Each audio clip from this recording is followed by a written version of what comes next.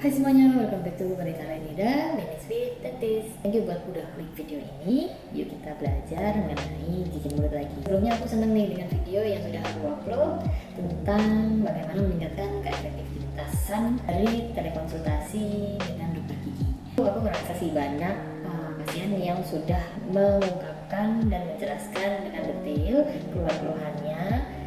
Ya, walaupun terlepas dari apakah pasien itu memang sudah memahami atau karena menonton video, aku bersyukur banget semoga makin banyak pasien yang meningkatkan efektivitasannya dalam telekonsultasi dengan dokter gigi. Oke, sekarang kita akan mulai bahas pertanyaan-pertanyaan yang sering muncul ke dokter gigi. Kita langsung mulai aja dari pertanyaan pertama.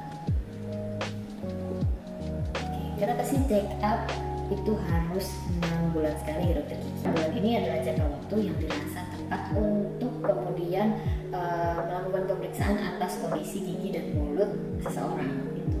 Memang ada penelitian yang menyebutkan bahwa tidak harus 6 bulan sekali, tapi dengan catatan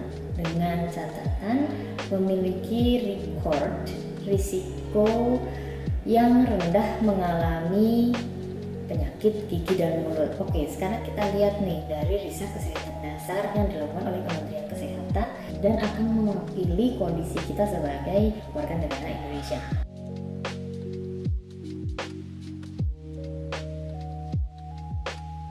Dari riset ini terlihat bahwa jarang dari kita yang datang ke dokter gigi. Bahkan ketika sakit pun kita menunda untuk ke dokter gigi karena berbagai macam faktor tentunya. Kita aja jarang ke dokter gigi, kita aja sudah memiliki masalah gigi dan mulut aja tidak ke dokter gigi dengan segera. Bagaimana kita bisa mengetahui seberapa besar sih sebenarnya risiko yang kita miliki untuk menderita penyakit gigi dan mulut? Oleh karena itu dokter gigi selalu menyarankan untuk check up 6 bulan sekali. 6 bulan sekali ini penting untuk check up agar dokter gigi bisa memeriksa secara langsung kondisi gigi dan mulut kita. Tentunya jika ditemukan penyakit gigi dan mulut pada saat check up akan sangat mudah untuk ditangani. Pertanyaan kedua, oke, kan kita nggak sakit gigi nih, ngapain mesti check up ke dokter gigi? Nah, ini dia anggapan yang keliru yang sering sekali kita miliki gitu ya. Kalau nggak sakit berarti kita sehat. Apakah benar seperti itu? Kita ambil contoh yang lebih populer. Itu ada orang tadi lagi aktivitas biasa aja, kayak sehat-sehat aja gitu, tapi terus tiba-tiba jatuh, saat sadar ternyata dia stroke gitu, padahal sebelumnya nggak ada tanda-tanda sama sekali. Nah, pasti sering ya dengar cerita seperti itu.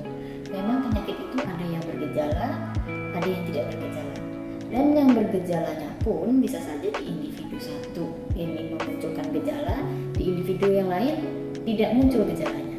Nah, untuk gigi sendiri kebanyakan bergejala. Sakitnya tuh selalu dibilang lebih baik sakit hati daripada sakit gigi gitu.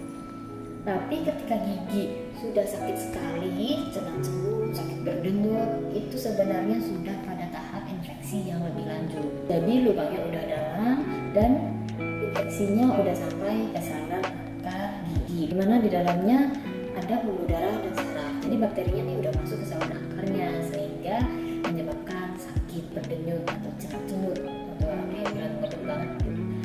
Nah, yang kayak gini perawatannya udah nggak bisa nih, datang ke dokter gigi langsung tambal dong, itu udah nggak bisa. Jadi memang harus dibersihkan dulu saluran akarnya. Ketika saluran akarnya sudah steril baru bisa ditambal tetap, dan umumnya tidak bisa dilakukan dalam 1 kali kunjungan. Jika dalam kondisinya seperti ini berarti harus lebih banyak yang dialokasikan seperti waktu, kemudian tentunya biaya. Udah giginya ngerasa sakit, mesti banyak siapin waktu, bolak-balik kontrol tiap minggu, ditambah biayanya pun jadi menumpuk. Jadi mau pilih yang mana nih? Pas belum sakit, lalu pas diperiksa sama dokter giginya, oh ini sudah ada yang berlubang harus segera ditambal.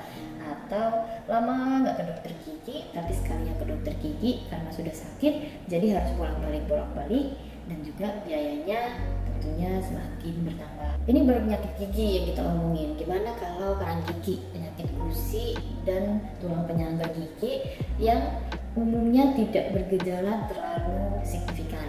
Biasanya sih pasien menyebutkan adanya ngilu, tapi karang giginya semakin menumpuk, kemudian giginya goyang, lalu bahkan bisa lepas sendiri. Pada saat giginya goyang, pada derajat tertentu itu sudah tidak bisa diambil tindakan untuk menyelamatkan gigi yang goyang ini lagi, sehingga tidak mau harus dicabut. Nah, yang harus kita ingat juga, gigi dewasa ini tidak akan ada gantinya lagi. Jadi ketika gigi ini dicabut atau hilang, satu-satunya jalan untuk mengembalikan fungsi pengunyahan, fungsi bicara, juga estetik dengan baik adalah menggunakan gigi di rumah. Oke, kita ke pertanyaan ketiga. Sejak kapan anak kecil boleh dibawa ke dokter gigi? Oke, gigi anak ini mulai tumbuh sejak usia 6 bulan. Nah, sejak usia 6 bulan giginya tumbuh, lalu makin banyak tumbuh, tentunya boleh dibawa ke dokter gigi. Kan kalau kita sering dengar anak kecil itu seperti kertas putih, jadi nggak kenal konsep apa-apa, belum tahu apa-apa. Jadi kita yang mengenalkan, kita aja di rumah setiap hari, tapi tentu kita harus mengenalkan kita ke anak kita. Ini mama, ini papa, ini kakak. Begitu juga tempat yang di rumah, ini sekolah, ini lapangan main, ini masjid untuk beribadah, seperti itu. Kalau diajak ke tempat baru dan bertemu orang baru, mereka butuh yang namanya adaptasi. Dibayangkan jika kita ajak anak ketika sudah memiliki masalah gigi nih, sudah sakit, terus diajak ke tempat baru, gitu, lingkungan baru tentunya ya. Sebelumnya belum pernah ke dokter gigi nih, terus lihat lingkungan dokter gigi kok ada kursinya aneh, kok ini ada orang baru pakai bajunya seperti ini, mukanya juga dia nggak kenal, terus ada asisten dokter giginya juga dia mukanya nggak kenal, banyak alat-alat gigi yang lain, rasa sakit di giginya saja sudah sangat terganggu, apalagi dia datang ke lingkungan yang baru, ketemu orang baru, disuruh duduk di kursi, disuruh buka mulut, dimasukin alat ke mulutnya untuk diperiksa sama orang baru. Ini sangat-sangat tidak nyaman untuk anak-anak. Padahal belum sampai kita harus memberikan perawatan seperti ditambal atau dicabut. Tentunya semakin tinggi stres anak dan juga jadi semakin tidak kooperatif. Tidak hanya saat itu juga, tapi kedepannya dia nggak mau lagi balik ke dokter gigi gitu. Pasti ada trauma gitu ya. Oleh karena itu kita menyarankan untuk membawa anak ke dokter gigi, menikmati proses adaptasi dulu. Nih, gak jarang anak yang baru datang ke dokter gigi itu sampai nggak mau masuk ke ruangan, sampai nggak mau naik ke kursi gigi, nggak mau buka mulut. Ya itu wajar. Semua butuh proses yang membuat anak menjadi nyaman dan tentunya nggak trauma untuk kemudian datang lagi ke dokter gigi dan mendapatkan perawatan gigi dan mulut. Bisa kita bayangkan bagaimana anak tidak trauma jika ketika dia datang ke dokter gigi sudah dalam kondisi yang sakit, bahkan bengkak, kemudian dia harus datang ke lingkungan yang baru, ketemu dengan orang baru, bahkan orang yang baru dia temui ini akan meminta dia untuk membuka mulut, kemudian memasukkan alat, obat-obatan, bahkan sampai melakukan pencabutan. Kemudian ketika anak sudah menangis, ketakutan karena belum sempat adaptasi, dia harus menerima tindakan yang tidak nyaman, dia harus dipegangi oleh orang tuanya dan juga asisten dokter gigi yang tentunya dia juga baru kenal pada saat itu. Karena mau nggak mau dia harus ditindak pada saat itu juga disebabkan giginya yang sudah sakit.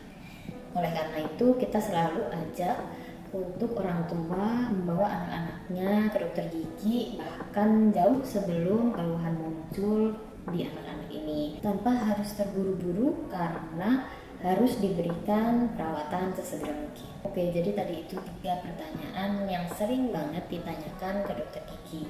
Semoga bermanfaat, dan kalau kamu masih punya pertanyaan yang lain boleh banget komen di bawah atau DM di Instagramku. See you in the next video. Bye bye.